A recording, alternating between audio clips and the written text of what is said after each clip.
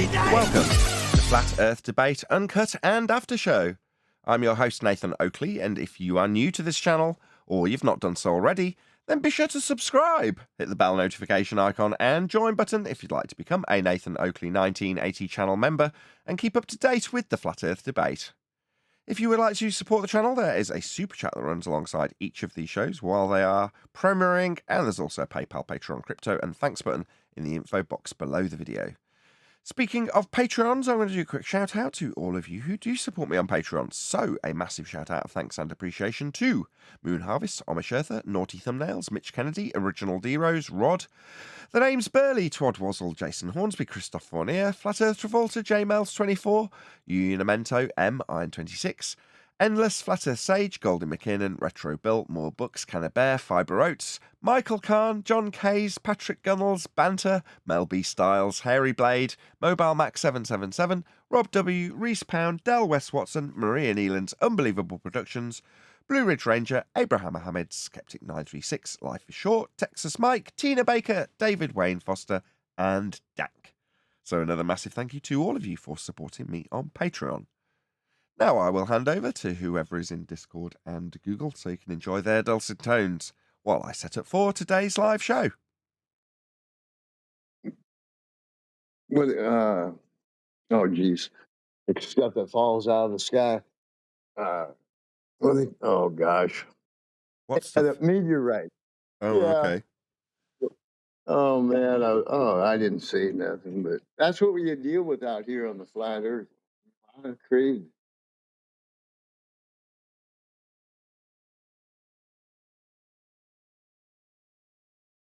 No, the flat earthers.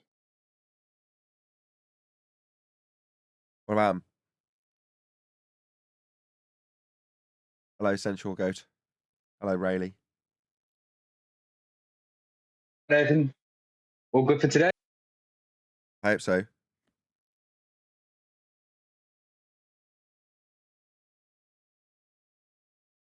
You seem more elated now. Elated? Relaxed. Yeah, I agree with that. Well, I've spent, like most of the time, if you'd have asked me this question 5 months ago or 4 months ago or 7 months ago, I'd have given the same answer. I've spent quite a significant period of time testing this computer and it seems very stable. But as I just explained to Anthony on a phone call with him, doesn't mean that it's not going to fall over and die tomorrow from something completely unrelated, because such is the way with this particular computer.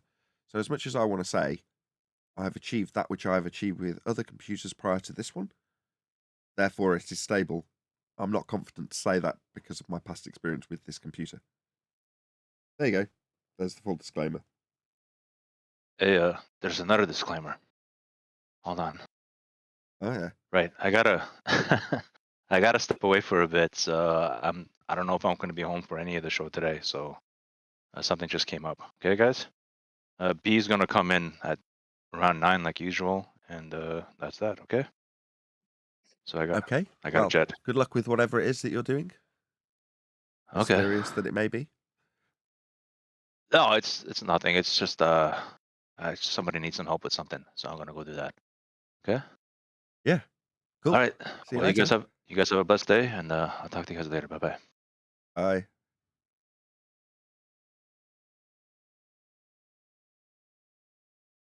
Yeah, I hope I can give my full attention to the show moving forward. Now, I've already allocated this week as a complete write-off. In other words, I'm going to be messing around with a new piece of equipment that's only been in the machine for 48 hours as of today. So it's like, fine, that I can understand that Wednesday, yesterday, today, they're not going to be a useful day for streaming. I mean, I have. I think the shows have been okay. But obviously, I've got one eye on the computer. And throughout next week, my ambition is that although I'll have one eye on the computer, I won't have to do anything to it. Do you know what I mean? So by the end of the week, hopefully I'll have forgotten about it. And at which point next Friday, a week from now, I can say, right, let's make a full ghost of the operating system drive ready to back up whatever else. You know, if I have the same problem again, I won't end up spending a week or two having to put software back on. I could just use the ghosted drive from this point, knowing that I've had a week of absolute stability from the computer. That's what my hope is. My ambition is the next week, although I will be half keeping an eye on the computer throughout the week. By the end, I hope I'm not anymore. I then have one more task to fulfill, and then the following week, it's 100% focus on the show, and the computer will be forgotten about, hopefully.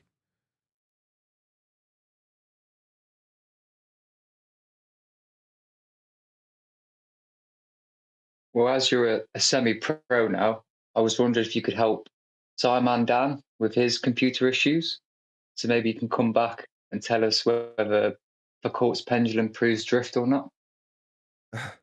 What's his computer issue?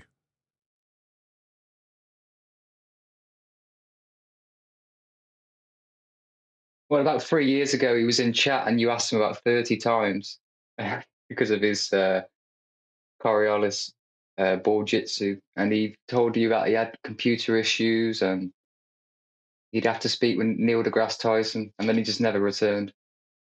Oh, right. Your memory's better than mine in that regard, then. Greetings, Earthlings. Welcome to the Roseanne Barr podcast. Well, I'm playing that? really excited and so. Why is that coming through? What's going on there? Oh, it's from... I was playing Tinfoil Hat Man's video on Rumble. It's just obviously ended and then skipped forward to Roseanne Barr's podcast. Lovely.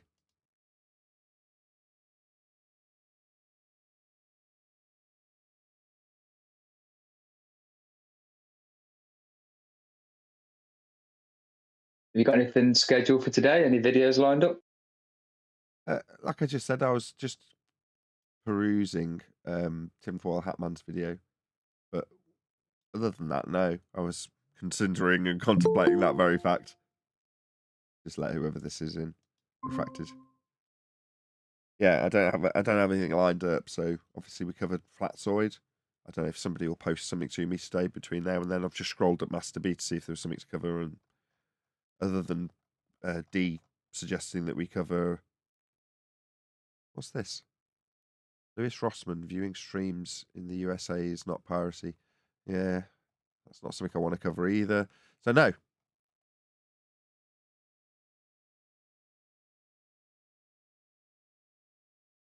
It was a little bit disappointing to see Flatzoid argue the way he did. In some aspects, he did very well and said what all of us would have said, but in some, he's deviating from what works. And it's almost as if other YouTubers don't want to use the arguments presented here as, I don't know, like being seen as copycat or unoriginal. But these are the winning arguments. Just own it. Disclaim where you got it from if you want. You don't have to. It's your argument in the debate. But skirting away from the devastating wins that you learn from this show and server. Deviate from that, it makes us. I don't understand But have you done it yourself? why. Sensual. Have you been on the circuit doing what as Flatzoid does? Not to the same extent. Not filmed Yeah. or online, but usually face to face, which I hate being called an has a lot armchair less. quarterback, right? It annoys me greatly. But in this example, right, Flatzoid's in the deep end doing it. And much respect to him. You're never going to get it right straight away. There's going to be a learning curve. And he's pretty far along it. Yes, he's not perfect. Neither am I. I'm going to make mistakes when I'm debating people as well. So, on the one hand, I understand. But on the other, just by Flatzoid's general demeanour, he knows we're going to be hypercritical of him when we're pulling apart his videos. He knows that while he might be proud of one particular aspect, we're going to be critical of 5 for every one he's proud of. But he's still contacting me going, any chance you can have a look at this? Now he's putting a slant on it. I want you to see how humiliating the Coriolis aspect was yesterday's show, right? And he's focused me into one particular aspect that he thinks is particularly devastating, and he's correct. But he knows what goes along with that.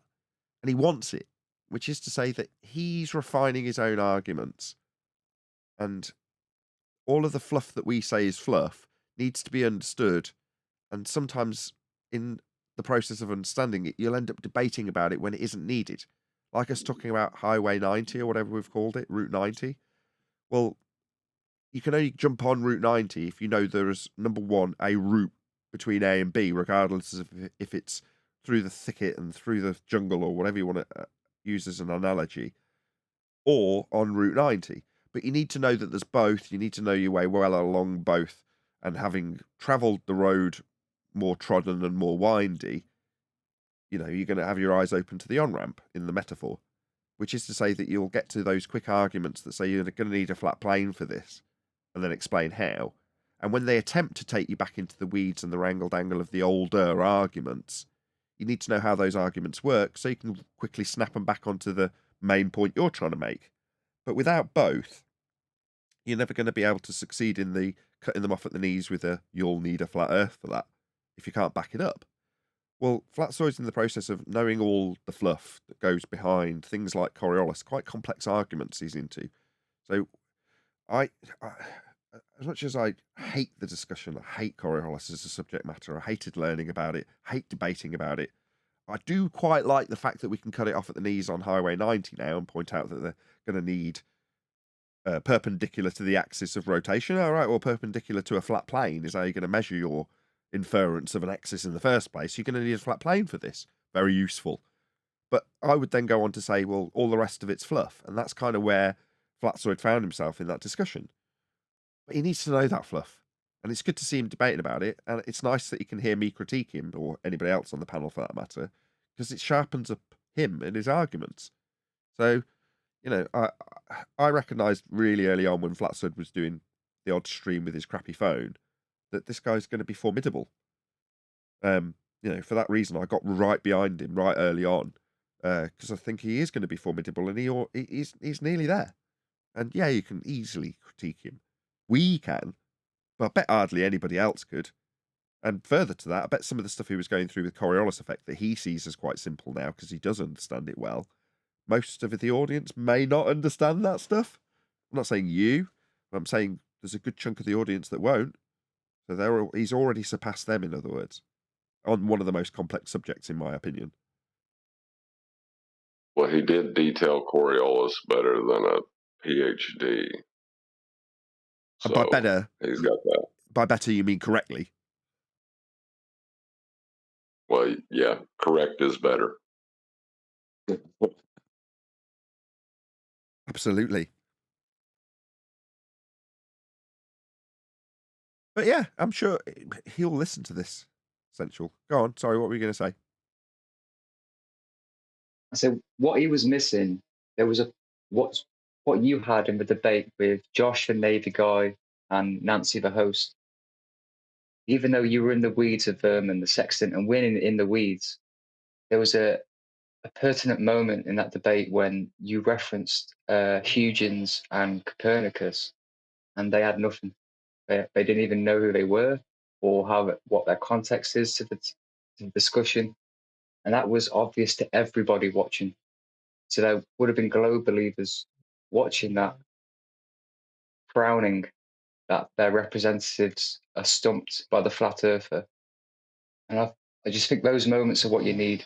And the highway is the latest way of coming across that you know more than they do, because it's not really the person you're trying to win, it's the audience watching. Right. And you need a couple of other things. There's a certain X factor to being able to do that. And you've got to have a good personality. That is to say, you've got to be likable. It doesn't necessarily mean you've got to be nice. You can be the person people love to hate. But for Flatsoid, he isn't. He's just a likable character. And to be a character, you've got to have character. And he has. Therefore, he has a certain something that the audience will relate to on a level that they can maybe appreciate, look up to, admire. And without that, you're ranty. You might have good content, you might have good material, you might have got some good footage, but without a good personality, you're dead in the weeds on YouTube. So you've got to have both. Yes, you might critique his debating ability, you might critique some of the points, But I absolutely assure you there'll come a time where you will mark a moment in Flatzoid's debate that achieves the same thing as I did with Josh or whoever it was I was talking to when I mentioned Kepler and Copernicus, in whatever context I mentioned them. Flatzoid will have that, absolutely without question.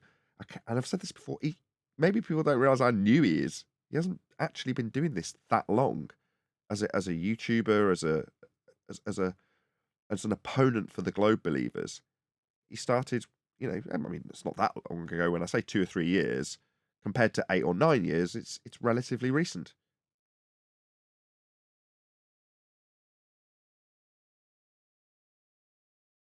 Speaking Yeah, of Flatzoid, if debates, you're listening. Sorry, John, go. I was going to slightly change the subject. I messaged Jaron, and he never got back to me. Maybe he's got a lot to go through or whatever. He possibly doesn't check Skype every day as well. Like it took me a week to get hold of Paul. Well, I did. I'd hate to have seen that 2-3 month old graphics card go to scrap when it's warranted for being faulty, right? So Craig sent me a photograph of it, and he's like, it's all back in its box with all of its accessories looking like new. He sent me photos of it, like wicked. So I sent them on to Paul. I'm like, look out for a refund.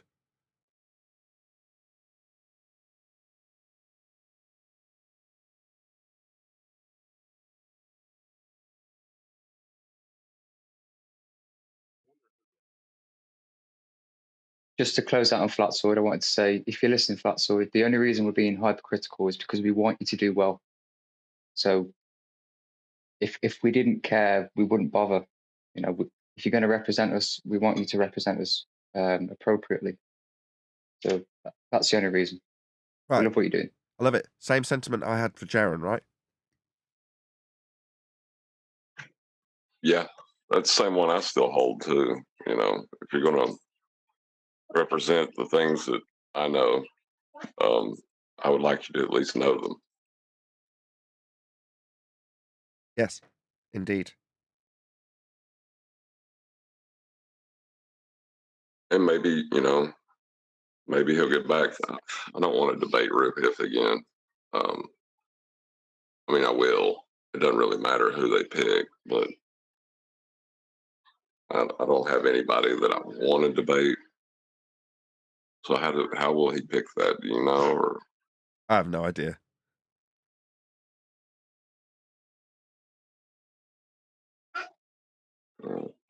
well, it doesn't really Also, matter. what helps is they One more time. Also helps what? if you do it with a smile on your face, you've got the winning arguments, you've got the winning position. There's nothing to be worried about. All they've got are fallacies, and that's it. So you don't get as stressed as they do. Don't go down to their level in the mudslinging and the accusations. Just sit back with a smile on your face when they start throwing tantrums and panicking and hand wave dismissals and ad hominems. Just be the bigger man in the situation. Okay, I know that's directed at me. The Flatzoid doesn't suffer that. That's a fault I have as opposed to Flatzoid, right? Because he doesn't suffer that. Well, there were moments in it he was matching the Glober in his petulance, if you know what I mean. Okay, I didn't see the whole thing, so I shouldn't really speak out of turn in that regard. Maybe. But my experience with Flatzoid, he tends to have very even temperament. When he's being rumpused, he just kind of accepts it, waits for his turn, points out his point, points out that they're interrupting him. When that happened on what we covered yesterday, the guy, whatever his name was, Miles or something, response was to say, "You have talked over me this entire time." Total projection.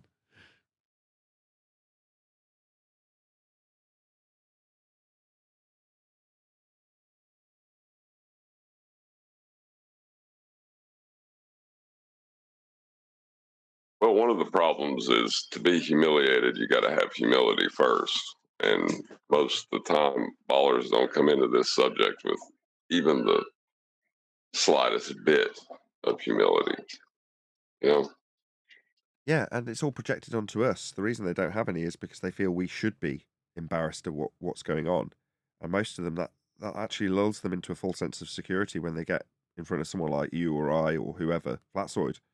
You know, they assume that I don't need to have any humility here. You are a clown and you should be embarrassed at what you are saying. And no matter what you say, because I won't be listening, I will have that attitude at the end of this process, regardless of what's been said, regardless of how stupid I've been made to look, because as you say, I've not stepped in as a Glober to this arena with an ounce of humility.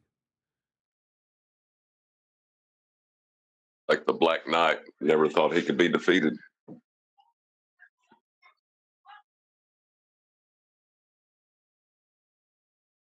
And he wasn't. He'll bite his arms and legs off.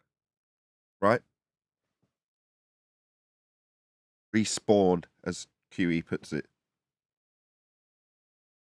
They just find somewhere else to respawn, which is kind of pathetic. That's how I view Ruhif.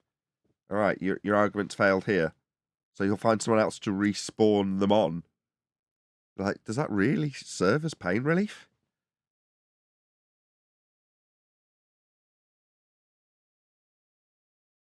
As it does until someone like us goes, check him out, look at him using a flat plane. What's that, Jaren? You'll need a flat plane for that? Nothing. When we see those things, we're like, yeah, it's on screen. See him getting an angle? Yeah, he's going to need a flat plane for that.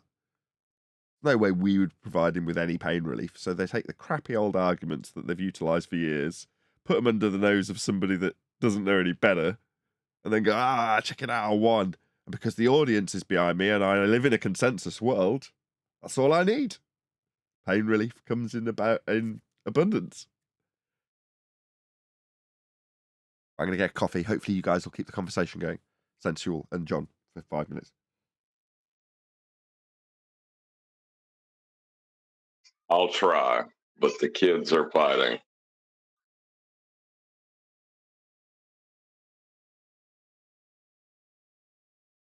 What are you in the mood for today, Refracted?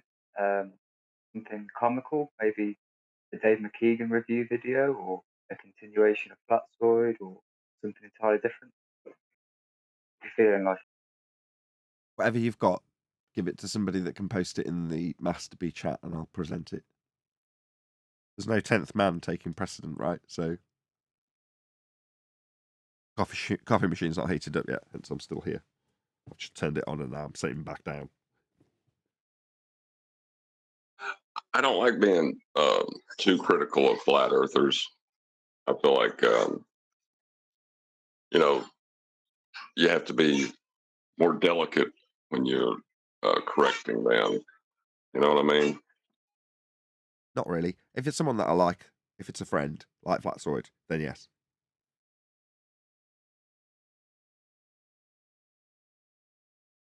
Well, I try to keep it more positive when I'm dealing with the flat earthers, and how, I still get frustrated sometimes, you know. I don't know. I think we unilaterally pull anybody apart on any nonsense. And it's been sort of drummed into us as a community, at this FED community, if you will. We're all a bit like that. Nobody even questions the notion of pulling somebody else up if they've got something wrong. In fact, to a degree, I think we all take great pleasure in it.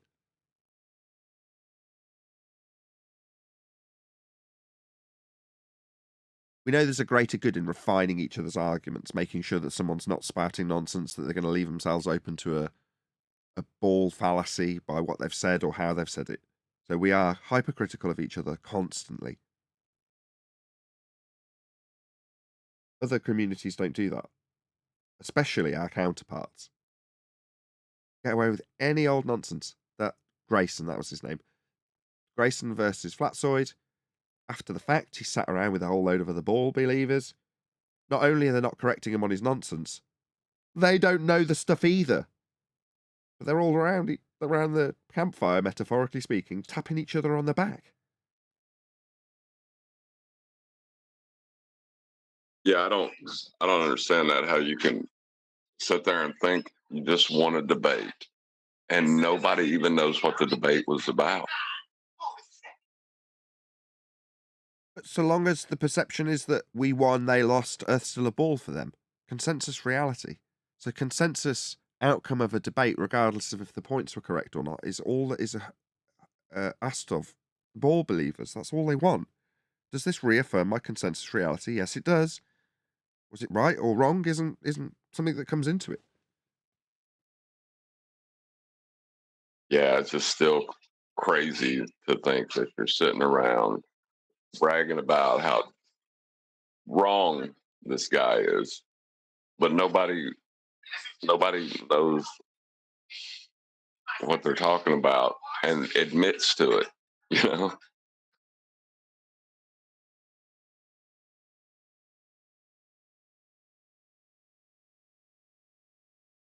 It's just an interesting subject to me, that to see people, behave the way they do.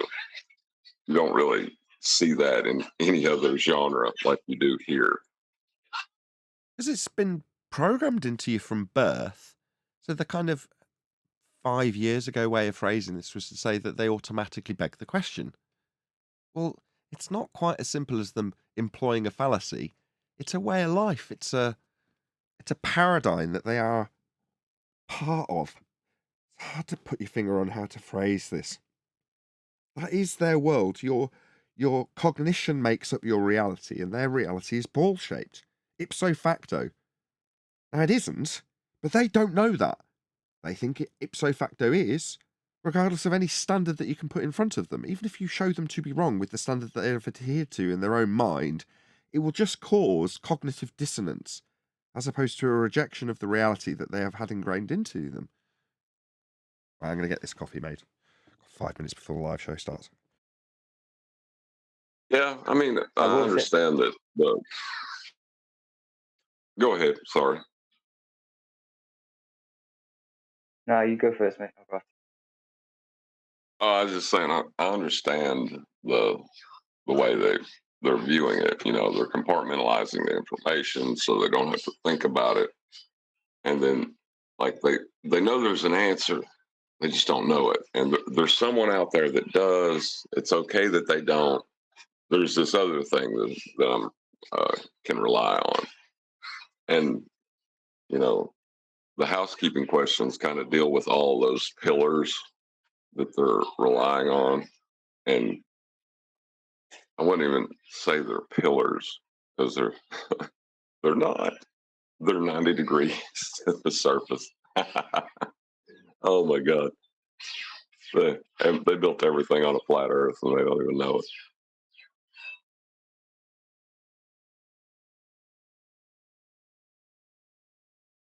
Yeah, it depends on the individual. For example, my uncle, my mum's brother, has recently come round to flat Earth to the point where he's able to joke about it. And he's able to joke about the globe.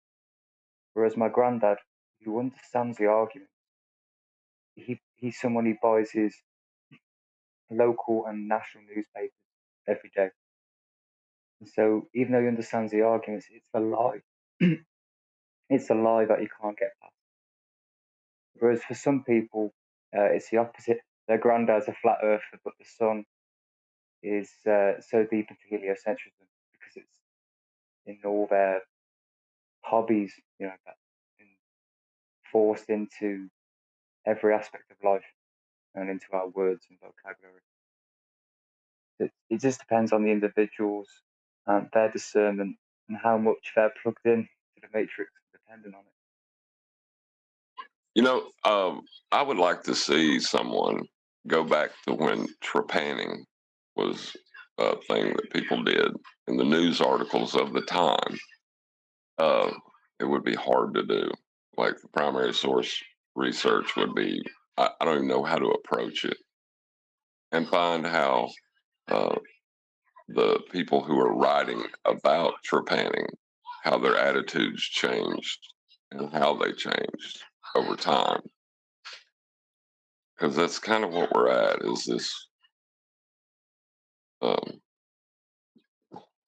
trepanning is the closest thing I can think of it that was accepted as, usable.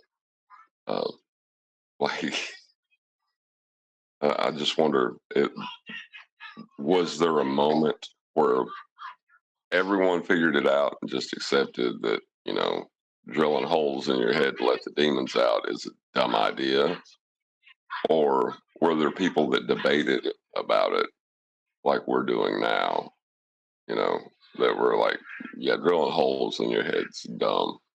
The You shouldn't do that. kings and queens did it when it was accepted by the masses. The aristocracy did it.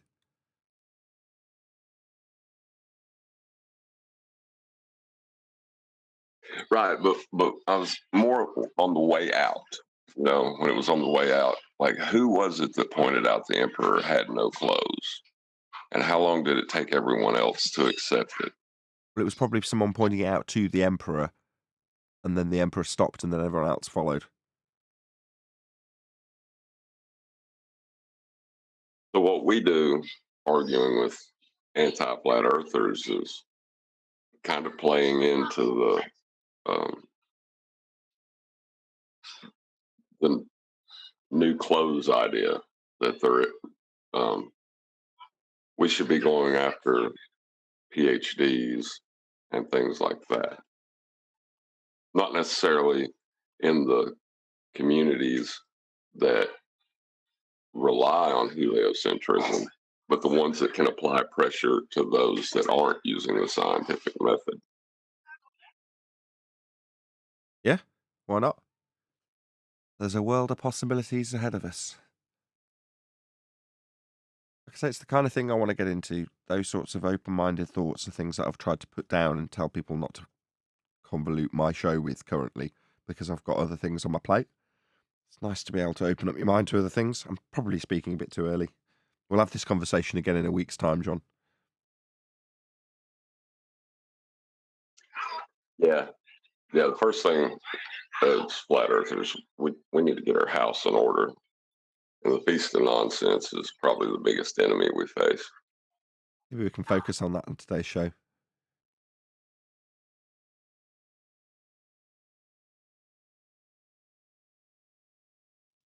Hello, good afternoon. Hello. Hello! It's good to have you all.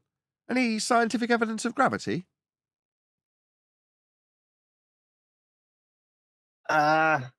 Bending of space-time? That's a concept. Scientific evidence would imply something that's taking place in physical reality. We were talking about physics. No. What is What gravity? if space-time bending caused something in the Space-time is physical a reality? Would that fourth-dimensional prove space-time bending? pseudo-mathematical geometry, not physics. Second time. No, I get that, but what if pseudo-geometry actually caused something physical? Would that then legitimize its existence physically? No. The calculation of anything may be able to quantify the thing that you're calculating, but the numbers on the page aren't the cause of anything. You can describe, you can quantify with numbers. They're not causal. Yeah, but how do you know until you've actually tried it? I was in such a good mood till Arwin got here. You listen on the pre-show, how upbeat I am. You listen to my intro. Now listen to me. Get lost, Arwin. You're not going to ruin my mood. No. Physics isn't maths. Numbers on paper can change reality, damn it. No. Numbers aren't the cause of things, Arwin. You know it and I do it. Meanwhile, any physics for it? Any scientific evidence of gravity? Well, if you're a ball believer, you want to believe there's a reason that you can exist on the outside of a spinning ball and that's flying through a sky vacuum. So gravity is the way they believe they live on a ball, right?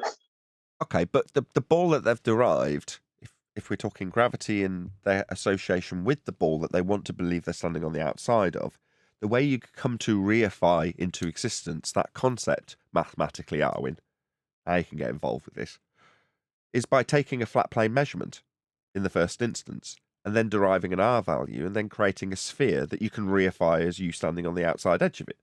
Therefore, there's got to be a connection here, John, between gravity and the flat plane inference that you must have if you're going to reify your existence on the outside edge of it. Where's that connection? Right. Well, maybe you do Well, it need would a have- flat plane for pseudo geometry. Maybe you do. Well, you'd have to have a phenomenon to tie it to reality. Something happening. So What about if you can, some dense objects moving through air towards the ground? right, that's a way to start. So we're going to have a downward bias that we need to explain, right? Oh, we're halfway there And- already. Do you? Let's just Do you? Well, we can just ignore the other bits, are we? Let's ignore the things that go up. Yeah, but I thought that pseudo geometry was the whole point, that it's not all just going down, go boom, boom. It's just like, yeah, it goes in all directions, whatever. It doesn't really matter what it's doing anymore. Yeah, but that's not the That it's something is doing something because of pseudo Riemannian force space. Let's just explain to me. The reason we have pseudo force space is to take this gravity. Now, it's in a new guise in pseudo force space, but take the gravity that can then be convoluted with the other type of gravity that John and I are discussing, which is something that has a physical quantification. Now, the reason it's still taught to school children is because you have to get them to associate with something in reality physically. Now, it isn't, and the reason it isn't is to take it away from us being able to say there is no physical phenomena when we convolute the idea of things going down in air and ignore the things that don't. But then we've got something that we can turn into, if you're a ball-believing Muppet, a phenomena. So you have to have both. That's why we have both. That's why the former, that's Newtonian gravitational forces, are, and probably will still be until we die, taught in schools to kids. You've got to have a force holding you to the outside of a ball. That's where John started. Okay, so they need... Go on. So they need the outdated gravity they don't use anymore for the phenomenon, for the new gravity that doesn't have one. No. Not for the new one. The new one is there to take it away from anything having a physical connection to it. It's not to connect it to the physical connection that Newtonian had. Pseudo force space specifically takes the concept of gravity as a force out of the physical and into the conceptual. That's what its purpose is.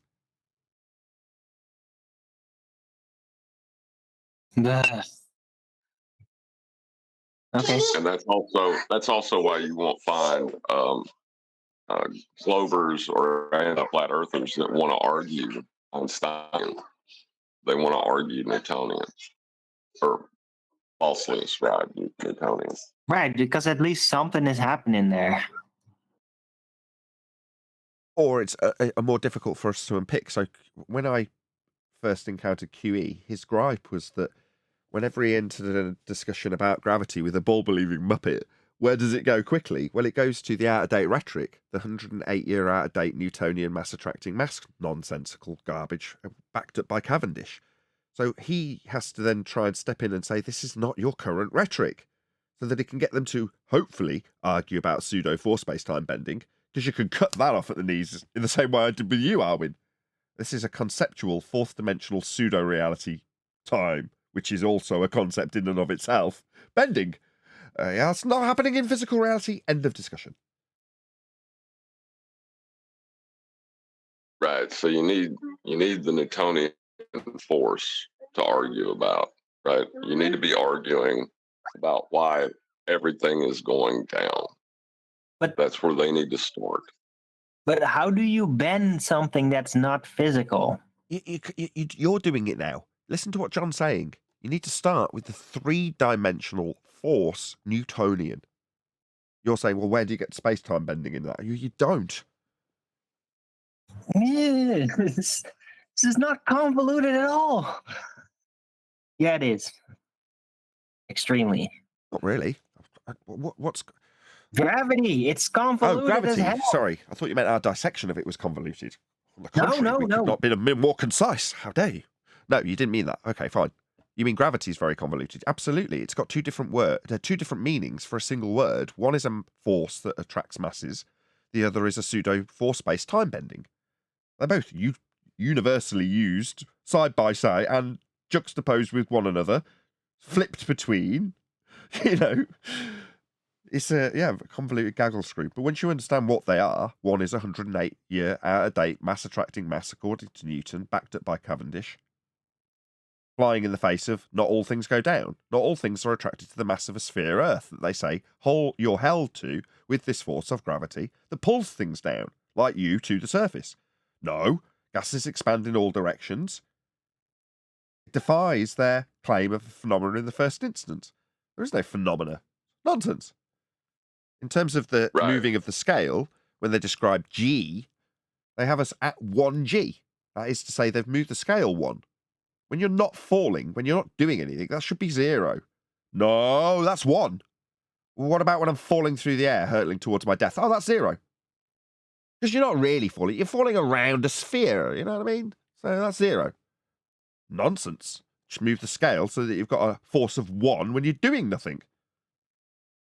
That's how they want to create the apparent 0G, right? Because they say, oh no, the displacement, the passive displacement, relative density disequilibrium, that's actually neutral. That's being stopped. Yeah, till something goes up. Hyper convoluted. Till something goes up. You can talk about being in orbital motion, which is what that was describing, falling around a sphere Earth perpetually in a 0G state. Well, yeah, you're constantly falling according to their gravitational description. That's orbital motion, right? Okay, so we understand what they have as you falling at 0. Makes no bloody sense. Meanwhile, you still have buoyancy. You still have buoyancy. Well, that's where I was about to go. Meanwhile, you have stuff that goes up. Right, but that's no Or you problem could for the go- ball model. I mean, yeah, it's just the lightest fluid is gonna rise to the top, right? And gonna sit there versus the vacuum of space. And just gonna be pushed at the front of the row with all the gases. Look, I'm sick of this. I want to get off this back road garbage and get onto Route 90, which is to say, All right. Then. go on, John. Well, the idea of down is a vector. It's a vertical vector. So you need a horizontal plane to derive your vertical vector down. Beautiful. Absolutely beautiful. Did you all hear that? Have you got a pen? Are you in the audience? Paying attention. This is the cutting edge of our argumentation. Thank you, John.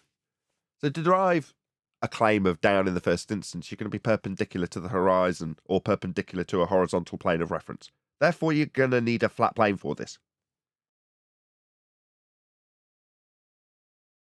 And if you want to go with the eccentricity as it deals with gravity, is a deviation from that horizontal plane of reference. So even to construct the idea of the solar system, you need a flat plane. Well, the solar system isn't it like a flat disk of balls spinning around each other in a circle? Yes and no. Or- If you're describing any of these motions, they always describe them with respect to the plane of reference that they're getting angles from. Well, when they expand that out into the solar system, they still have the reference of plane. So when they, in the heliocentric garbage nonsense, talk about how, well, obviously all of the planets are all lined up on this one plane, it's all kind of flat. The universe is flat.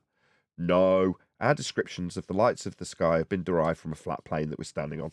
Therefore, when you expand those out into heliocentric motion, having reified your ball from a radius that you've derived from that same flat plane, you have to infer that everything you back reference out in the solar system is also with respect to a plane.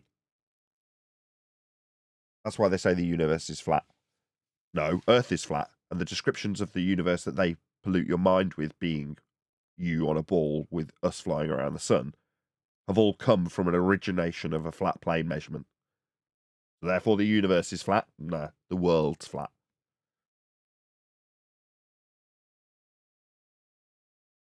Yeah, they need a flat plane more than we do. I've taken that quote and put it back at so many people in comments, John. That is a excellent turn of phrase. Yeah? Route 90's evolved. Yeah?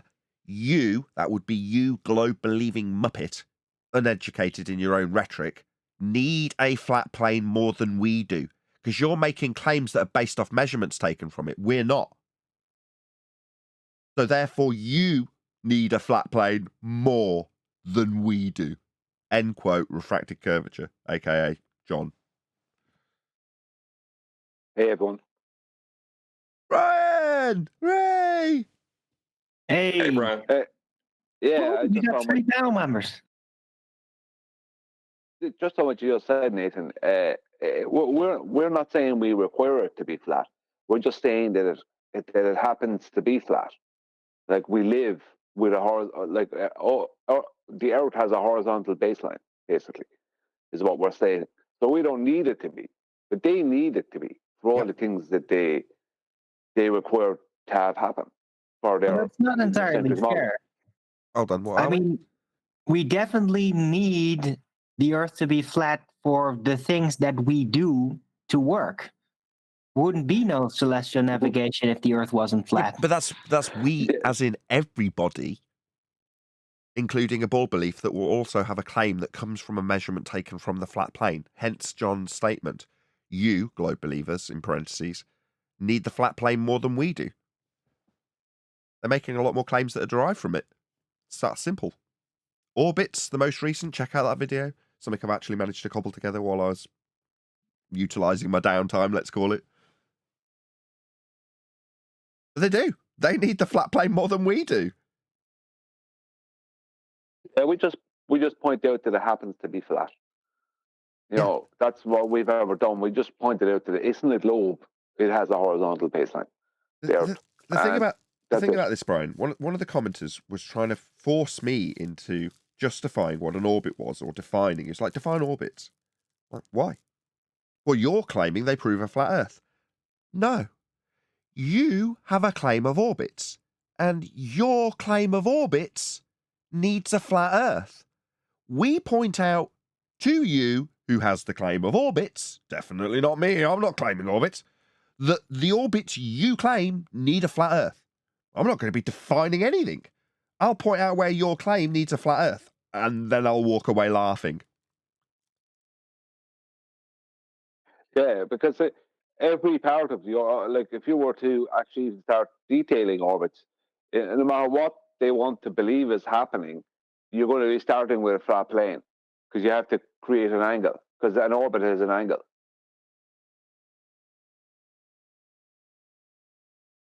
Yeah, so get used to it, fundies in the audience who still believe the globe is real.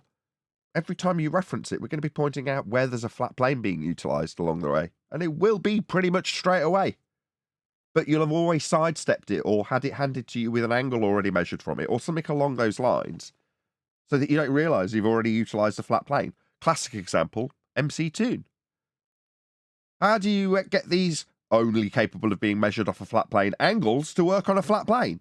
What, the angles that came from a flat plane were measured on a flat plane couldn't be measured on a globe? Those angles, how do they work on a flat plane? Same way you measured them. But he doesn't tell his audience that the angles he's asking us to define how they will work on a flat plane were measured on a flat plane. Just doesn't mention it. We mentioned it. I've mentioned it to it 87 times. Having a tune. You listening? Yeah, you'll need a flat plane for those angles in your challenge.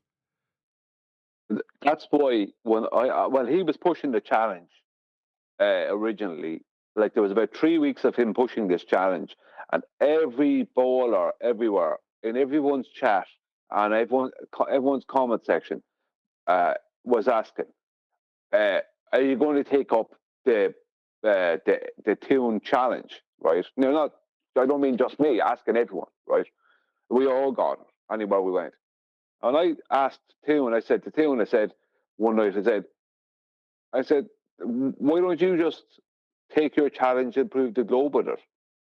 And he suddenly went complete radio silence and he shut up about it.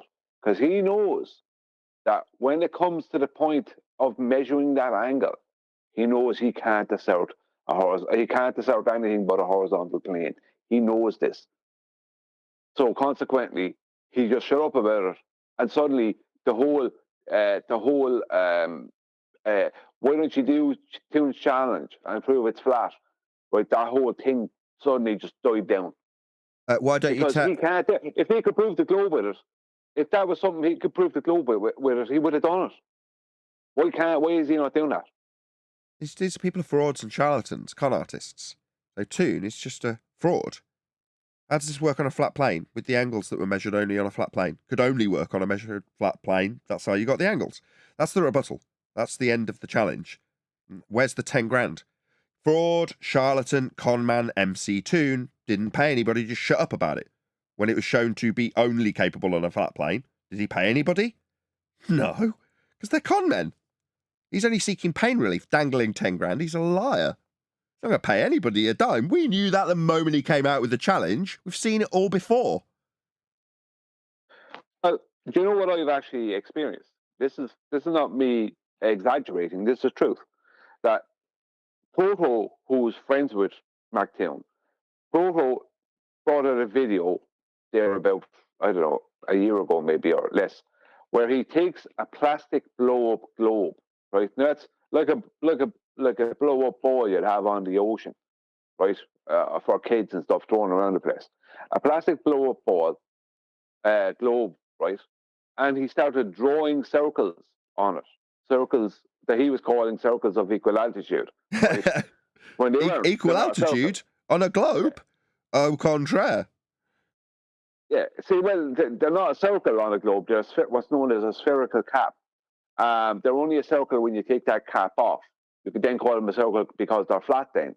It's like, it's like taking off a part of an orange, etc. But the point is that I have, and this is no joke, I've had ballers who I know have some education simply because of their maths level and different things that I've experienced with them, literally tell me that on boats like yachts and all these things, they bring a plastic globe with them and they draw circles on it. That's what I've had them. Yes.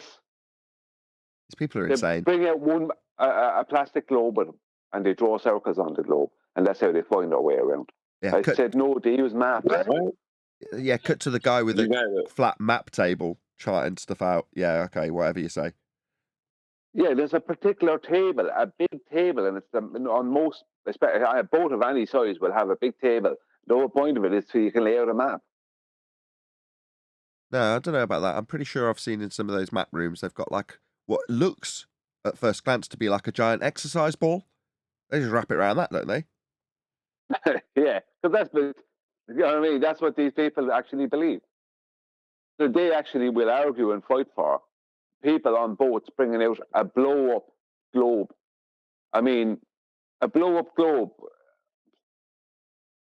that's what they think.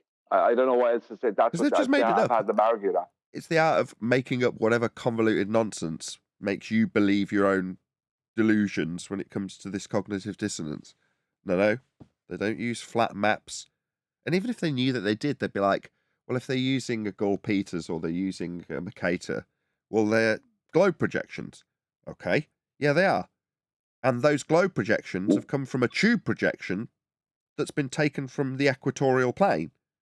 So the whole process started with flat Earth angles to the celestial sphere, to then process it out into a tube, onto a globe, and then back out onto a flat map, called the Mercator. But because one of the in-between stages from measuring angles to the stars off a flat plane to getting it onto a map that has circles represented as a straight grid, has a globe in between, therefore Earth's a sphere. That's what they think. Oh, it's a globe projection. What? But see, what they actually do is it starts with flat, because that's how the globe, I had the back engineer from flat. So it starts with flat, they back engineer a globe from it, then they turn the globe into a cylinder map, which is the universal transverse Mercator, and then they use the Haversine formula to turn that back into a globe. And that's it. Well, that's what they do. And all the maps they use. Sorry, go on, John.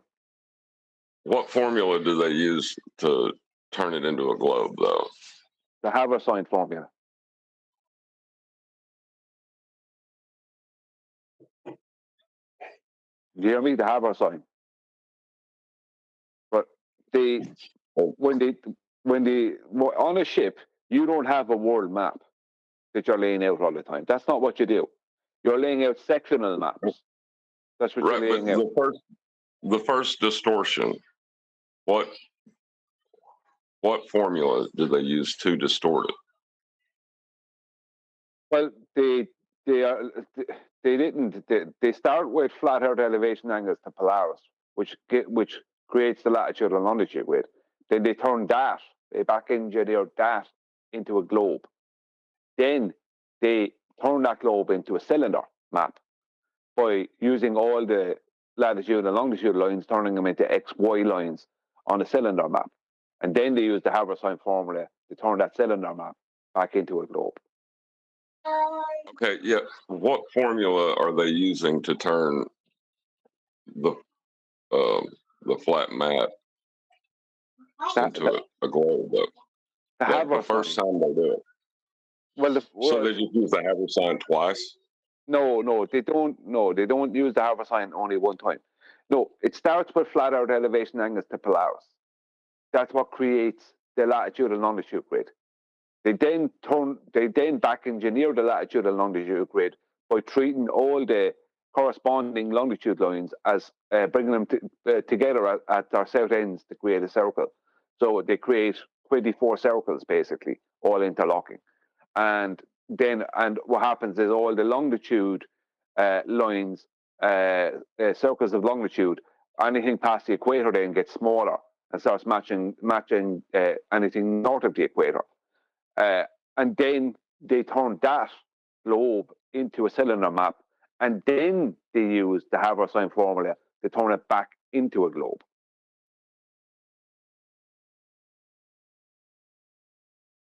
So it's only used one time. So they don't use any math to transform it the first time? Well, maybe I don't. Maybe I know what you're saying to go to the cylinder map, but basically all they're doing is laying out the globe in a cylinder. That's basically all they're doing. No, that's not the point he's talking about. He's talking about if you take a measurement at Polaris, so it's directly at your zenith, and then you move back, what would it be, 69 miles, right? Or 60 nautical miles, yeah? And then you draw a circle around Polaris, right? That represents your first flat plane. Now, given that they know the extremity, they already know what the equator will give them, i.e. they know how to lay out the radial value at the absolute extreme. All you're then going to do is map out all of those points per degree as flat plane slices that go down towards the equatorial plane, getting larger as you go away from Polaris. So what you actually end up with is not a globe. It's stacked up flat planes that are getting bigger as they go down towards the equator. That's what you actually have from the measurements that they take off flat plane to Polaris. That's what you'd end up with. But that is what is the first step of conversion. You're saying, well, what's the maths for doing that? I don't know how what I've just described would be put into mathematics, but that's what's actually occurred. No, to turn the flat into the globe is not that difficult.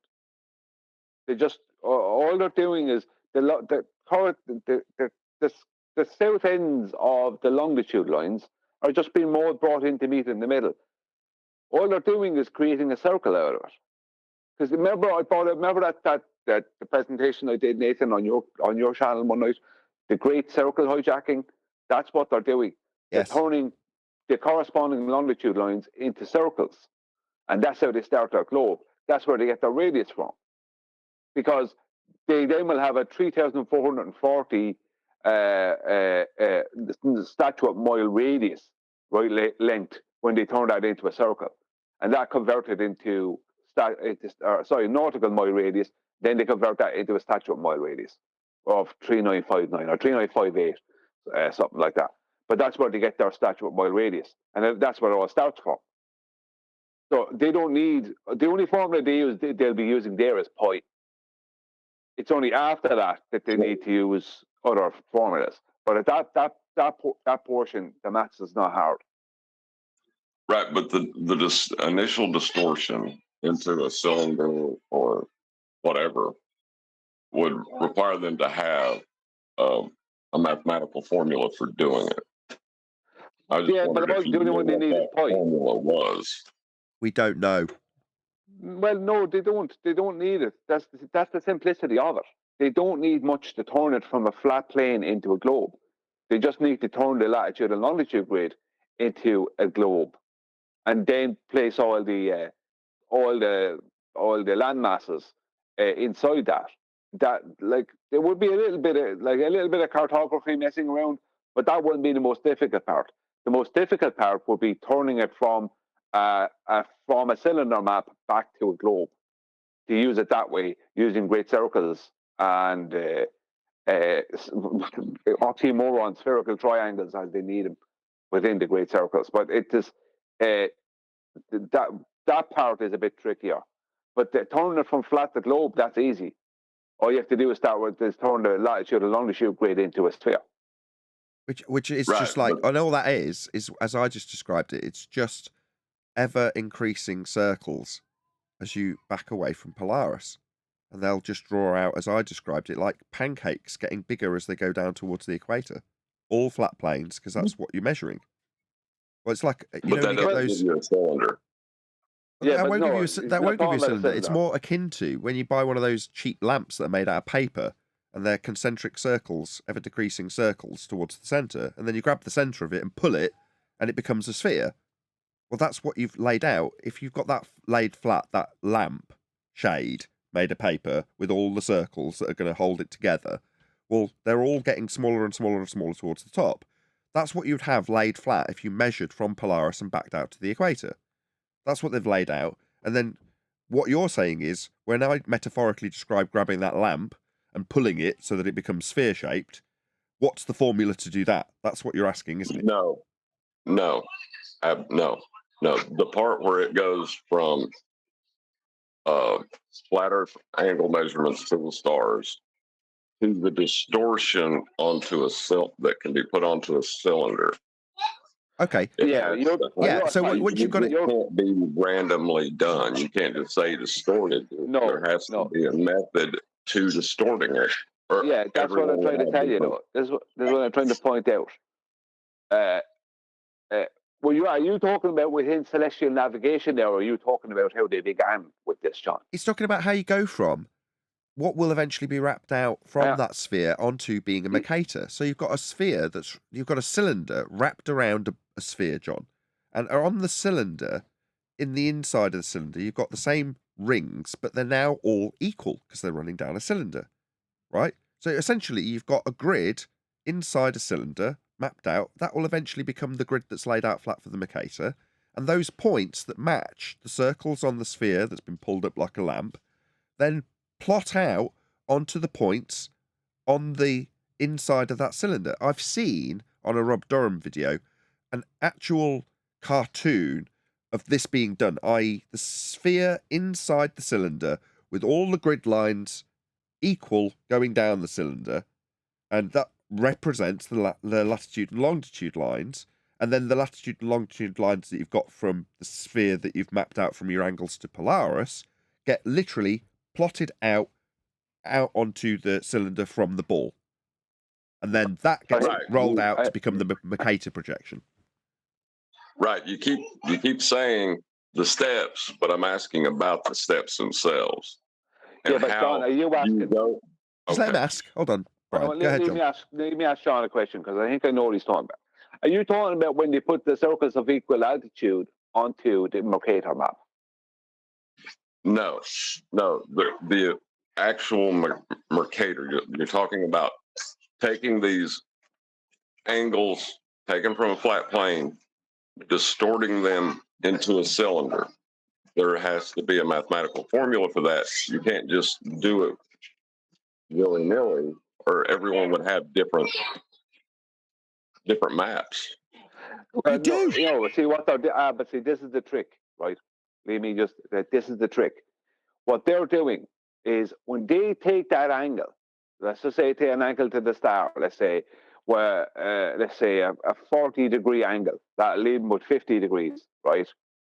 So what happens then, right, as opposed to that 50 degrees creating a radius line, right, which is would do in reality, what they do is they take that and they treat it as the radius will be the distance from the center of whatever latitude or whatever they're at. Not center of the latitude, but they're going to use it as a spherical cap. And when they place the circles onto the universal transverse Mercator, they're treating them as smaller circles than they actually measured. Because they're treating them as 3 circles you would place out, you would circle on a globe. Now, I understand what you're asking about the universe. That's the only way I could think of that they could do it. I know what you're asking. Well, I ain't asking you how you would do it. I'm asking you how they do it. Well, see, that's the thing. That's the point I'm making. I've thought about this myself. How do they place these 3 big circles? Because they would be bigger than what they would use if they were using a globe. How do they place them on the universal transverse Mercator? And that's a very interesting question. How did they get the universal transverse Mercator to begin with? Yeah, but that's easy. That's easy to do. Right. So you said it's a cylinder. You just distort it onto a cylinder. No, how do you do that? The cylinder, when you place the circles of equal attitude onto the cylinder map, they're distorted. They get distorted onto the cylinder map, and then they undistort them. What they do then is they turn that cylinder back into a globe. Because that's what I'm saying. They place them onto the universal transverse Mercator map in such a way where they're not matching what they measured. And they then turn that into a globe. That's basically turning it back into a globe for them. If you understand what I mean. So there is absolutely no purpose in going to a cylinder. Well, it allows them to have a flat map of a globe. That's the whole point of using the transverse Mercator. It allows them to treat. But it's not. That's not.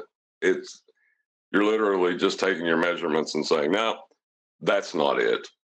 Let me just draw something on this cylinder." That's right. But That's why. that's Yes, it. that's why the Mercator is so distorted. Exactly. Yeah, but I don't think it works that way. It does. That's what y'all are It's telling all me, but messed it up. I don't think it works. It is. That way. That's exactly how it works. All of the sizes of everything is completely wrong. I don't doubt that they're wrong, but they would have to have some kind of methodology for doing it, to getting it to that. Okay, that's what I was talking about a minute ago. But let's just throw it out. If anybody's in the audience and knows the methodology from taking flat Earth elevation angle measurements to Polaris, hard to say with the cold, and turning that into a sphere to put on a cylinder, then there's got to be a mathematical process involved that we, Brian and I, simply do not know to answer John's question, because it hasn't given him a satisfactory answer in the 6 occasions we've gone around this so far. Yeah, but what I said earlier is the only way they could do it is that they're treating, when they take an angle, that angle, when they, let's say I take an angle and it's 40 degrees to a celestial body above my horizon, I then place that angle at the, in my you're then mathematically placing it at the center of the globe. You're measuring an arc length. And then that arc length distance from the center, let's say, there you know the equatorial plane you'll use, where there's going to be a vertical or a line from the middle of that up through your globe, and where the arc length stopped, the amount you measured stopped, you will take that as your radius between that point and that straight line that's going up through the center. You will take that as your radius. So your radius won't be the length you measured. You know what I mean? Because so at no point is it a cylinder in your description thus far. Yeah, but if they're going to place the circles onto the universal transverse Mercator, then they're going to have to make the circles smaller because they're then trying to treat the Earth as a globe. And that's what I'm talking about, how they're doing. You've moved past the question again. How did they get the transverse Mercator to begin with? You said unwrap it from a cylinder to get the transverse Mercator. It's like it's not being transverse Mercator is the cylinder. I'm done. Get in on this. Yeah. Oh, then Roto, Never mind. then John and Brian. Go ahead. Yeah, and good morning. Hello. Yeah, this is very interesting the way the mapping, because you know there's so much convolution and how it's been distorted. But let's start from the beginning, if we can, and just agree that the Earth is either one shape or the other. It's either a plane or it's a sphere. So that's a given, No, right? it I mean, isn't. those are the No, only that's not two given. available Stop, choices. Rotor. Stop. It's not given. That's a false dichotomy. Okay, I'm just saying that there's two choices that we're given. That's a false Now, dichotomy. Yeah, but mapping, sphere's not a choice. well, Sphere's not a just to choice say, because you're talking about angle measurements. You can't get that right, off but a hold sphere. on. So, Right, but so the way that they would switch back and forth, sense of it, can you transpose a plane to a globe? So let's start with this. The azimuthal map is much different than the sphere map. There's no sphere map. But the azimuthal notices a couple things. That the North there is- Pole is There the is a sphere ride. map. The azimuthal is a sphere map. Well, I'm It is a just sphere saying, map. what the azimuthal map shows is that the North Pole is in the very center of the map, and that south is everywhere away from north. So your perimeter map is all south. The thing is when you take that map, let's say it's a cloth map, just use your mind to see this. Drape that over a Coke can, a large Coke can. You put the North Pole at the center of the top of the can. Now that first concentric ring at the top of the can. No, Roto. No. Well, hold on. No, you're wrong. Longitude lines, those longitude lines No. drape this. No, Roto. Yes. No. I'm trying to explain Listen, it to you. No. It has to be turned into a globe first. No. You can't just First, go there's flat. the real No, you world. can't just First, no, there's the Roto. real world. What is it? First, there's the real Roto. world. What It is has it? to be turned into a globe first before you can turn it back into the cylinder map that we use. Cylinder maps the we use. real world is noticed first, and then it's mapped. Then it's convoluted to the globe. The concentric circles, which you hold on. That's the let point. Me just, That's let me no. I could prove it to you. The time zones in Australia and America. It proves what you're talking about. It has the cylinder maps like the Universal Transverse Mercator that are used. It's originally turned into a globe first, right? That's my point. With my video is about longitudinal reassignment and time zones. You could turn it back into a flat map, right? By changing by people using their correct time zones. Blah blah blah. I want to know. Right, hang on. You can't turn it into. You can't just make it. You can't just take a piece of cloth and put it around a can. That's not going to work. Sure. That'll only work. That only works if you first turn it into a globe, where all the longitude lines south of the equator are changed. The grid system are straight lines. Now we know that from the North Pole they are not straight lines. They're diverging from the North Pole. So what you have to do to get that grid straight is put it on a cylinder. What you do is exempt the first concentric ring. No one's going there. Yeah, hold on. That's not the point. That's not shown on the map. You're missing the first step. Well, hold on. 4E. What you're talking about would work, but you have to first start with a flat map. They're not starting with a flat map. They're going from flat to globe, a flat and map. then the cylinder. The azimuthal map, where all the longitudes are divergent from the North Pole. Yes, but the land masses south of the equator have been the azimuthal map has the correct latitude and longitude grid on it, but the land masses south of the equator are not correct, as is proven by time zones. Right. The land masses south of the equator on the globe are not correct, and that's what I'm getting to. To make those lines, but you can't do what you're saying. You can't do what you're saying. You can. Listen, you can't do this using real world flat. You can't do it without a globe because the longitude lines won't be the straight lines down through your XY. That's right. I'm trying to point these things out.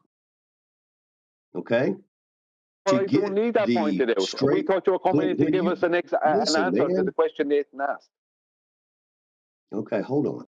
All right, I here's the think just deal. so you're aware, we're still If you recording, but I'm having some internet issues, so I assume that's why the stream is now slopped right down in terms of bit rate. So the live audience are going to be having a crap time of it, just so you're aware. But we are still recording. okay, well, I just want to I want to point out that to get what is noticed in the map are two main lines: the prime meridian. Okay, so with the Mercator map, if you are 10 degrees east or 10 degrees west, the prime meridian, right, is the primary divider line between the land masses, east and west. The equator is the primary divider, the equal land masses north and south of that line. To make those lines straight is convenient, so we can plot point to navigate. They're not actually straight. So 10 degrees from No, the you're not listening to me, prime Roto. meridian. They can't do that with the latitude and longitude grid without turning it into a globe first. Because Well, what they will take happen is you'll no. have When you what will take the happen is you'll have three azimuthal and and you, hang on. it's the Hang on. Come azimuthal on, that's let Brian finish. transposed. He's not listening, Erwin. I'm at the fourth time, Roto, I've tried to correct you on this. You can't do what you're saying using the latitude and longitude grid in its correct format. You can't. You must turn it That's into a right. globe That's what first, I'm getting. which That's then, what I'm hang getting on, to. which then distorts the land masses south of the equator. If you try and do what you're doing without that happening, then you won't be able to create latitude and longitude, an XY grid out of that latitude and longitude. That's right. Now here's the problem: is south of that equator. That's where and north of that first concentric circle, you're not going. What you see on the grid map, you're what you see south of the equator on the grid map, you're not going there. Those land masses have to be distorted because when you take an angle from a north pole, divergent longitude lines, and it cuts through the land masses, then you straighten those lines. Those masses must be distorted, but that doesn't matter. It's where the lines are east and west of the prime meridian and north and south of the equator. That's the point. Yeah, it only You works don't if you need to turn be it into a truthful globe about that. first, Roto. When you see the globe, anything south of that equator, no one's traveling there. They're not going to let you look at that much. It's murky because it has to be, because where is south? There is no converging pole south. You would need to To make map a flat. that, they can't show Hang you on, that Roto. because Roto. south is not The a only way point. to get It's it to not a work pole. what you're talking about, the only way to turn it into what you're talking about is you have to first do a longitudinal reassignment based off of time zones, right? And once you do that, then you have a flat Earth map and you won't need to turn it into a cylinder. There'll be no need for a cylinder. There's only a need for a cylinder because they have a globe. When You won't need a hold cylinder. on, There'll Brian. be no When you need for it. You'll have an actual drape the map. azimuthal onto a guys. cylinder and roll it He's out. not listening. No, but it's not about listen. Like, how is the sound gate? Like, is there a delay? Because you guys just There's end no up delay. like I just talking normally at be the same time. I paying can't make attention out to either of you. Owen. I'd normally be paying attention, but I've got an issue. So I'm trying to figure that out. Of course, it's Friday afternoon. I'm hoping that the computer's going to be great for the next 5 years. Therefore, we've got an issue, obviously. No, not talking about technical issue from your side. I'm talking about the guy on Discord. If there's a delay for him that he's not picking up when he's talking, No, because no, there's no delay. okay, well, just try to let each other finish the sentences because both of you are discussing very detailed, complicated mathematical issues. If you then halfway roll over each other, nobody understands what you're talking about. Just saying. Right. Agreed. Yeah, can I interject? Can I be heard? I was just I was just going to suggest possibly if anybody wanted to, because you guys probably all have laptops or tower computers, if you can get 3D modeling software for free, on a website. I can put it in YouTube chat or something if you want. But then you can take and do this stuff so it has visual aids. It's really not that difficult. If I had a laptop or anything, I'd be doing it. But yeah, you'd be able to do a lot. You can just make a sphere and Yeah, start but you have to putting. learn how to use the software. That's the problem True. with the 3D software. I don't know. I mean, for what I'm talking about, I could turn it into, I could create a workable flat Earth map, like a map that's far more correct with time zones and everything. But I need to know how to do it. What I need is for Rob Durham to do what, if I could get Rob Durham to do it on CAD, he could do it. Because you just need to change the sizes of the continents and countries south of the equator back to their correct sizes. Exactly. Yeah, Exactly. but That's exactly right. And I think we're Roto, going in the same direction here. no, But because you won't need a cylinder map when you have a correct flat Earth map. The cylinder when map you is only hold needed on, when for you the say globars. cylinder map, you're talking about a projection of an Yeah, azimuthal but you map. don't need all these projections if you have a correct flat Earth map. You won't need it. All these projections won't Well, when you matter say, because well, hold you'll have a on, correct map. when you say flat Earth map, you're referring to the grid system, right? The Well, I'm grid referring to the grid that the system matching military all the. uses for plot. I'm Well, what we referring to the know, grid. I'm referring. No, let me finish what I'm saying. I'm referring okay, to us having a correct map where the longitude lines are all in the correct placements south of the equator, and all places like Australia are correct sizes. Then we won't you're not need going to to get turn that. that into a cylinder or anything else. All these other projections are only based. They're all projections starting with a globe. That's the point. Because they can't. They need to use different projections, flat projections for a globe, because they're trying to start with a globe. If you start with flat, you won't need all cylinders and any of these other things. They won't be important because you'll have a correct world map. That's Yeah, true. that's really That's very the point. very true. But the correct world map is what? Correct. See, now if the We don't correct have world one. map is the North Pole in the center, the entire map, and its North Pole star brighted to it, and what we do is run concentric rings outside of that, and what we try to do when we map is get two main lines, the dividing line, the primary dividers, because what we have is a straight prime meridian, and then we have the equator. And those two Yeah, lines divided equally into four sections. That's what maps do. Why would it be that's any other great, way? but that you're missing the point. We wouldn't need to do anything like that if we had a correct flat Earth map.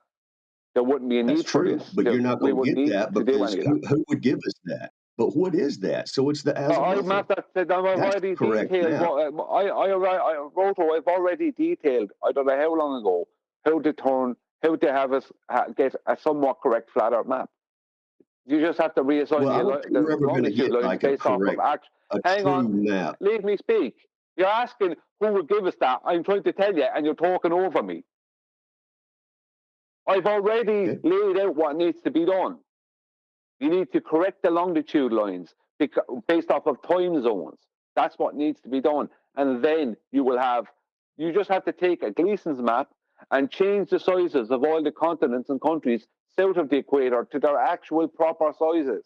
So Australia won't be spanning across 4 different longitude lines. It will be between That's right. 2, or it will only have one longitude line running through its 32nd degree parallel.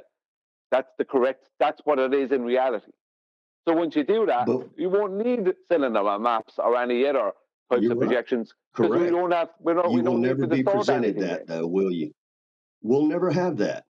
We'll never have that. We will have it if I can just get We'll someone never have the correct, because they'd have to show what it is. It's not them I'm talking about. It's not really even that complicated. If someone knew how to use CAD and stuff like that, or something like that correctly, they could do it. They could actually once you get the startings of it, so then it can be improved upon.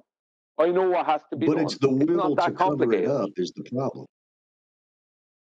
The funded will to cover it up is the issue. It's not the altruistic nature of man this has nothing finding to the do with truth. that. I'm talking about what you have to do.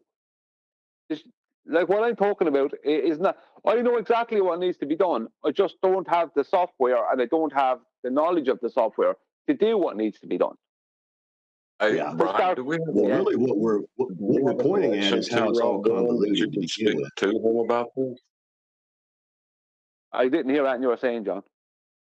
I was just asking, do we have someone who is directly connected to Rob Durham that you could? I was going to say they could that introduce? exactly. We need somebody to speak to Rob Durham. He's made a visual representation of this exact thing. He's the guy that can answer all these questions. All he has to do is basically copy and all you have to do is take one of these, like your basic Google Earth, right, projection of all the countries and continents, and just take that Nice. and lay it out.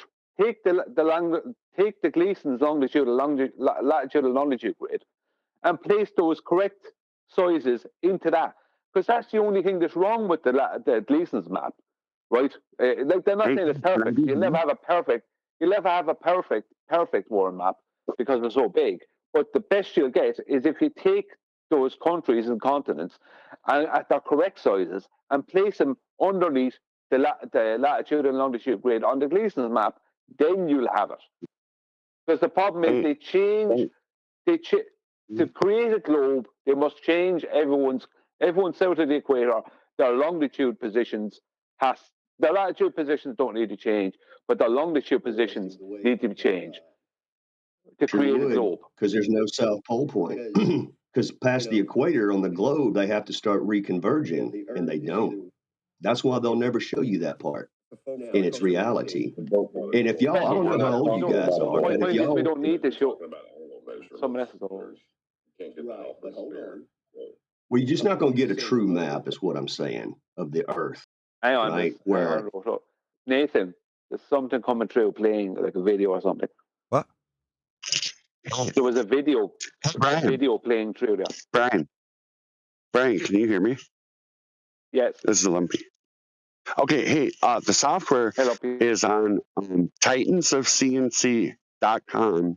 Okay, it's free, and it's called Fusion 360, and it'll be an educational variety. And then you can go on YouTube and learn how to use it to make spheres and planes of reference. It's really not difficult. If I had a laptop, I'd be doing it. Yeah, but I can make a sphere. It can be used. A sphere. Sorry, go on. You just draw a half circle and then do you do a revolve, and then it causes it to become a sphere, and then you can start moving it around, and you can put objects on it and start making planes of reference to the center of it and showing how ridiculous it is. It's really not hard, Brian. I promise you can learn it. You probably get it done within a couple weeks if you put time into it. I can make a sphere in GeoGebra. Yeah, I can make a sphere. It's not about making a flatter sphere. That's not the thing. It's about taking the actual sizes of the land masses and placing them underneath a correct latitude. How do we know that? What reference do we have to have actual sizes? Where do we get that? Because I'm at the point now where the maps basically mean nothing to me unless it's a local. We're taking the known sizes based off of aerospace. Okay, well, if there's known sizes, and you can validate them. But I really don't know if I trust any of it. But the point is, but we're going to talk about a flat out map. We have to take the known sizes that we're given of all the countries and continents.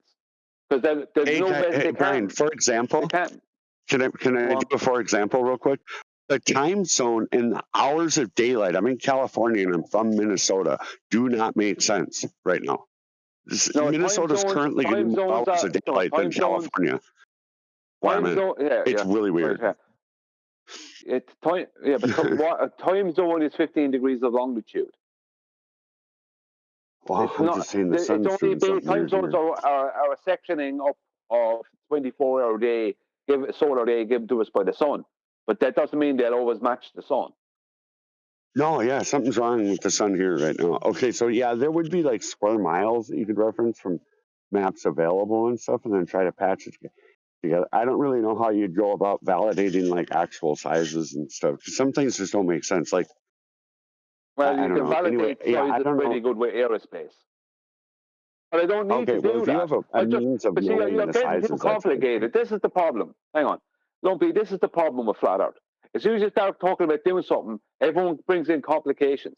What I'm talking about is very Okay, I simplistic. apologize. And once you do it, if there's improvements to be made after that, grand. But the point is we'll have a map that will be matching reality. It won't need to be, there won't be distortions given to it by a globe. We'll then have something that's matching reality. Better than anything we've ever had in our lifetime. I know what has to be done. It's very simplistic. If after that people want to make small changes to the sizes of some of the countries and continents, okay, that's fine. But I don't think we need to do that because they can't really lie about continents and country sizes too much because they know what they can do is they can mess around with the sizes of the oceans south of the equator, which is what they do. Yeah, Yeah, the south of the equator, I haven't even really tried to intellectually tackle it. Plus, I've never actually experienced it, so I don't really. Whenever anybody brings that up, I kind of just say I don't know. So, but I mean, at least having a clue is a better idea than not having any clue, because I basically don't even get involved with anything south of the equator. Well, if you look at I do a the lot of like presentation, talking. if you look at the time zone, I have a couple of videos on my channel. If you go to QEs, I did presentations two times on the time zones. And you look at Australia and its actual size, and then you just picture everything else being brought to its actual size, right? While keeping the latitude and longitude grid constant in the way it should be, which is like on the Gleason's map. All you're doing is all you have to do is take all them incorrect sizes that are underneath that grid on the Gleason's map, bring them to the correct sizes, and then you will have a world map that's more correct than anything we've ever seen. Because a globe is not a map, and when they're trying to show us anything with a globe, they have to distort things. Yeah, that's why I don't really get involved with south of the equator, because it's got to be distorted. And but no, I don't know. I don't even want to speak on it really. Yeah, but the distortions are because if you look at the Gleason's map, the latitude and longitude grid is correct. On the Gleason's map, the way they have the latitude and longitude grid laid out, that is the correct latitude and longitude grid. What's the problem is the stretching of countries like Australia, for instance. Right? Australia is not that big in reality. Bring Australia back to its actual size in reality, but don't change the grid. Right? That's what you have to do. And then you will have a correct world map. More correct than that we have today. That's the point. That's what you need to do. Yeah, I support those distortions are only because it's a globe projection. Sure. Yeah, it's got to be messed up. I mean, you can't lay a piece of paper on a sphere and end up without wrinkles. Big ones too. Yep. Yeah, exactly. It's going to stretch it out. You can't take a sphere and then flatten it out and expect everything south of the equator of that sphere to be the same size. It's not. It's going to stretch out. So every country and continent south of the equator starts to stretch on the Gleason's map. All you have to do is stop them stretching, but don't change the latitude and longitude grid. Leave all the longitude lines as they are. And just change everything back to its correct size. And then everyone will have their correct latitude and longitude. Because in Australia, if you go by what Google Earth show you, you don't actually have your correct latitude and longitude grid. But they have like 45 degrees and more than around 40. I think it's 45 degrees or more going across Australia of longitude, when there isn't 45 degrees of longitude. It sits within 30 degrees. You know what I mean? And so if you're living somewhere in Australia, I've never been there. I've only seen like images on a ball, basically, or an image of a Gleason map. I literally have no frame of reference for Australia in reality. I literally don't. All you have to look at is the longitude lines. That's all. You have to look at that and look at what and the time zone. If there's only 2 hours between Sydney, if Newcastle, which is just north of Sydney on the west coast, on the east coast, is 2 hours correct local time difference between there and Perth. Now that means there can't be 45 degrees of longitude and more Australia cover. covers. It can't. A time zone is 15 degrees of longitude. That means that Australia has to sit within 30 degrees. Brian, There's no way. like, That's yeah, I just hear you, but reality. like, just between Minnesota and California, the hours of daylight right now are different, and I should have more daylight right now. With Yeah, if we were to go with any sunlit model variety of but this is understanding not the sun. reality, Time zones are like not the daylight sun. hours. Time zones are not I'm the just sun, saying it Lumpy. just doesn't even make sense. So like, The I can't time make a zones frame are of not. I'm reference out trying of to the explain sun it to you. because it's Time sure, time I zones. get it. I mean, I'm trying to get it. Time zones are not Maybe the you sun. understand this It's better than I only do. it's only a breaking up of a 24. They just made a 24-hour day Yeah, as sure. a solar cycle. Yep. The 15 degrees 24-hour lower, cycle. definitely. Yep. Hang Yep. on, I'm trying to 360. You need explain it to you. that first here. Yep, you got it. Hold on, Lumpy. You've got to let him get to the end of the statement. We can't hear anything. Oh, Just I two know. people talking through each other Okay. constantly. I'm trying to explain it to you. They have people believing that the latitude and longitude grid is somewhat connected to the sun and the path of the sun. It is not. The longitude lines are the spacing out of 24 hours. That is a one full solar day. That's the only connection it has to the sun. Whatever the sun is doing after that, right, it will be over certain points on the latitude and longitude grid throughout the year, like the Tropic of Cancer and Capricorn and equator, blah, blah, blah. But the sun's path and the latitude and longitude grid are not connected. The latitude and longitude grid is purely based off of the GP point of Polaris. That's where it's from. And your position in relation to that. It is not connected to the sun cycle. So if you are having weird issues or seeing things that don't make sense with the sun, right, in California and Minnesota, that is not connected to the time zones. The time zones are just a breaking up of the 24 hours it takes the sun to get back to the position it started in. But that doesn't tell you what its path is or what it is or anything else. This is purely terrestrial. So the time zones are purely terrestrial, if you understand. So there will be things that will be strange throughout the year if you're trying to match the sun with time zones. The time zones are purely based off of the creation of that grid, which is a man-made concept. But they're still correct. The time zones are still time zones because they're based off a 24-hour solar day. They're broken up into 15 degrees of longitude per hour. But that doesn't tell you the path of the sun or what the sun is or how it's doing what it's doing.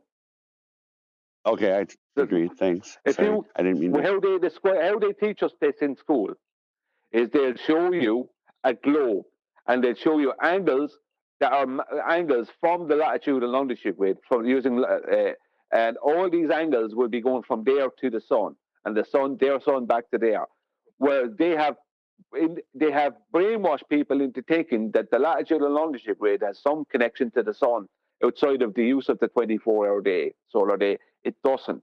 It has nothing to do with the sun after that. Once we take the 24 hours out of it, it has nothing to do with the sun. But people, because on a globe, you have a rotating latitude and longitude grid in this. You have a latitude and longitude grid made into a sphere and then caused to rotate to give you a 24-hour day.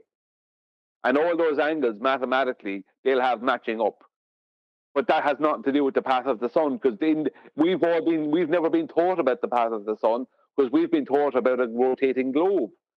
So we don't have a path of the sun to reference because we've never been taught it. Nobody has shown us this path. They've only shown us a rotating globe. That means we have a rotating latitude and longitude grid based around a globe, or placed on a globe, or turned into a globe, I should say. So you are trying to match reality with what you've been taught your whole life, and it doesn't match because what you were taught your whole life is a load of rubbish. That's the problem.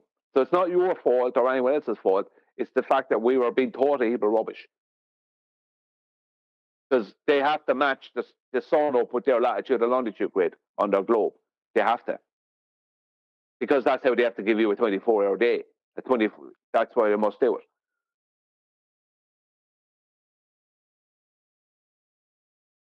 Even though before any bowlers come in, I know it's a sidereal rotation. I'm not stupid, I know that.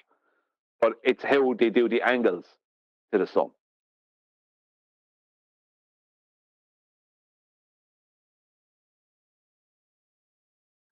I still support anybody in the community to get this 3D modeling software. It's be epic level for visual aids for people that might learn that way better.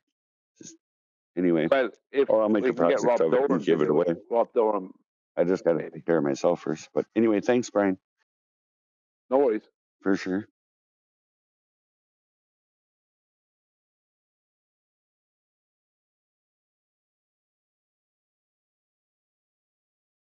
Everything okay, Nathan?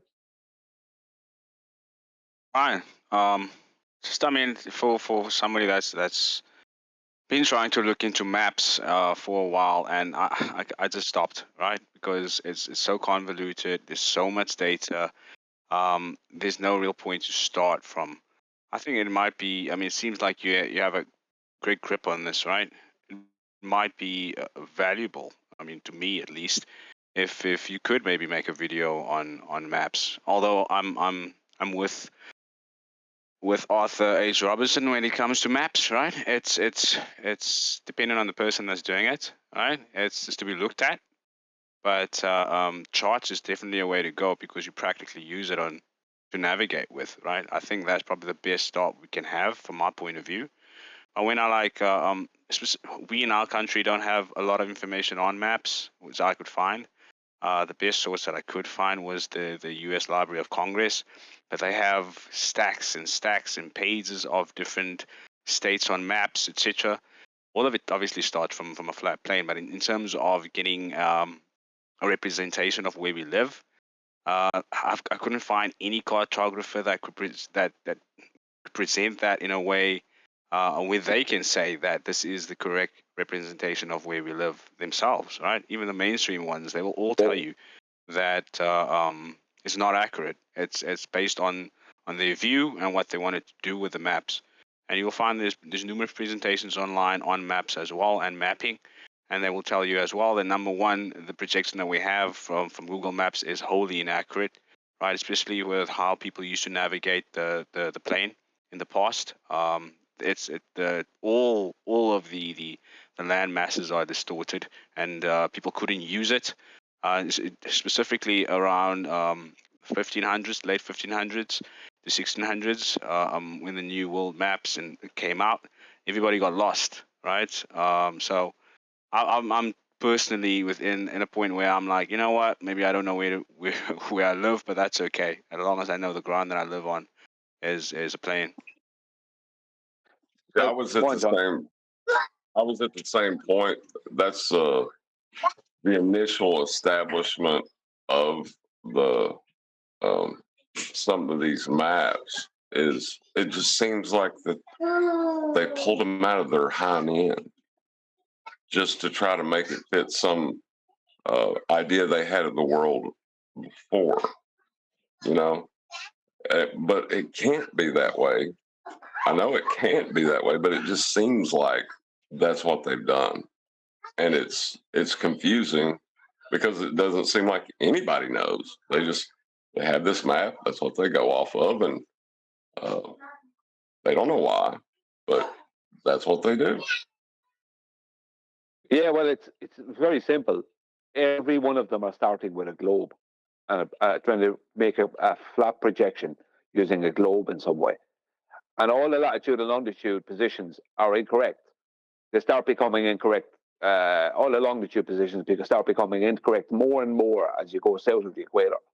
So no matter what they do, they're not going to have a. That's why we don't have a correct world map, because they are trying to start with a globe. And they go, what, the globe? Everything's correct on the globe. It's not. The latitude and longitude positions are not correct south of the equator. You might be able to get them somewhat correct north of the equator, but south of the equator, they're going to distort and going to have problems. So then when you try and turn that into a flat map, what you do is you end up stretching. Like, if you look at something like the Gleason's map, they've stretched everything south of the equator. I mean, how is that a world map, a correct world map, when you have to stretch everything? It's not. You know what I mean? It's nonsense. So that's why so many maps are convoluted. Now, I understand it's not going to be easy to map such a huge area, but the point is that we should have it much better. But because they keep starting with a globe projection, which is going to be incorrect, if you're starting at an incorrect point every time, then you're going to have problems. You're never going to be correct or get close to it. You know, I don't know if we'll ever have a correct, totally correct world map, but if we start at the start, which is pre-globe, then we will have the best we're going to get.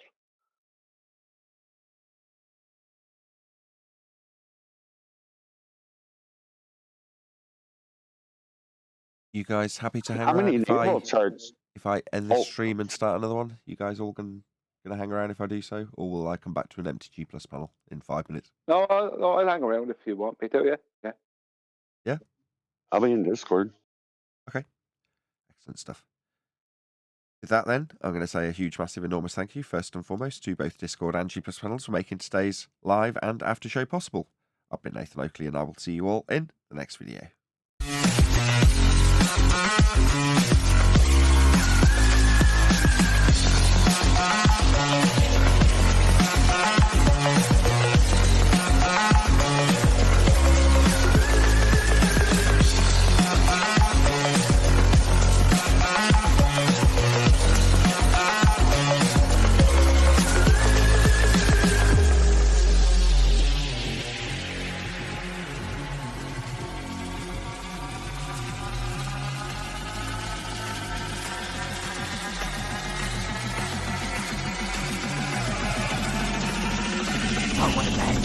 What a lovely day!